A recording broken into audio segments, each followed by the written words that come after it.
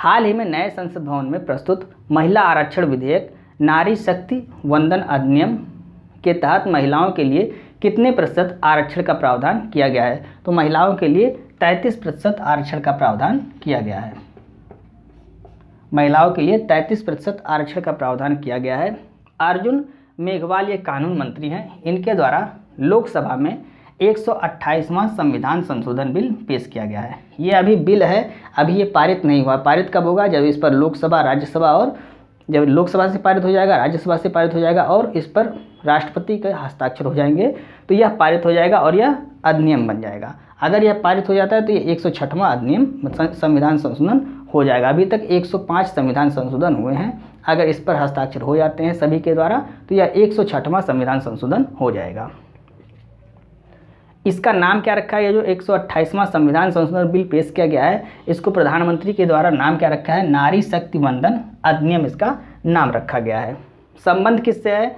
तो लोकसभा, राज्य विधानसभा और दिल्ली में 33% सीट महिलाओं के लिए आरक्षित होगी, ऐसा इस बिल में कहा गया है। जो बिल पेश किया गया है 128वां संविधान संशोधन बिल, इसमें ऐसा कहा गया है कि लोकसभा, राज्य विधानसभा और दिल्ली में 33% सीट महिलाओं के लिए आरक्षित होंगी। शुरुआत में यह 15 वर्ष के लिए लागू होगा और बाद में 15 वर्ष बाद इसे एक्सटेंड भी किया जा सकता है। पूर्व में इससे पहले क्या महिलाओं के लिए ये आरक्षण के लिए संविधान संशोधन बिल आया था? तो इसके पहले महिला आरक्षण के लिए 108वां संविधान संशोधन बिल पेश किया गया था, लेकिन यह पारित नहीं हो पाया था। लोकसभा के विघटन के कारण यह पारित नहीं हो पाया था। तो 108वां संविधान संशोधन बिल जो पेश किया गया था वह भी महिला के आरक्षण से संबंधित था। यदि लोकसभा, राज्यसभा और राष्ट्रपति के हस्ताक्षर इस पर हो जाते हैं तो इसके बाद भी 2024 के लोकसभा चुनाव में इसका प्रभाव नहीं पड़ेगा। क्यों नहीं पड़ेगा? क्योंकि इसमें कहा गया है, इसमें क्या कहा गया है कि परिसीमन के बाद यह लागू होगा।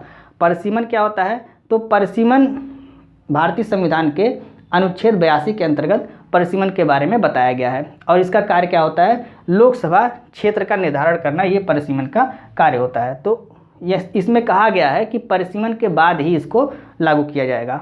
अभी तक 4 परिसीमन हुए हैं। कौन कौन से? 1952 में, 1962 में, 1972 में और 2002 में 4 परिसीमन आयोग इसमें अभी तक बनाए गए हैं।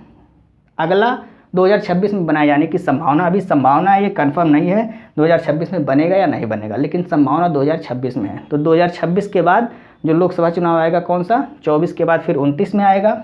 तो 29 में यह लागू हो सकता है, लेकिन 24 में यह लागू नहीं होगा। क्यों नहीं होगा? इसको भी हमने आपको बताया कि इसमें कहा गया है कि परिसीमन के बाद ही यह लागू होगा और अगला परिसीमन कब आने की संभावना है? 2026 में आने की संभावना है। तो उम्मीद करते हैं आपको इसके बारे में सारी जानकारी समझ में आ गई होगी।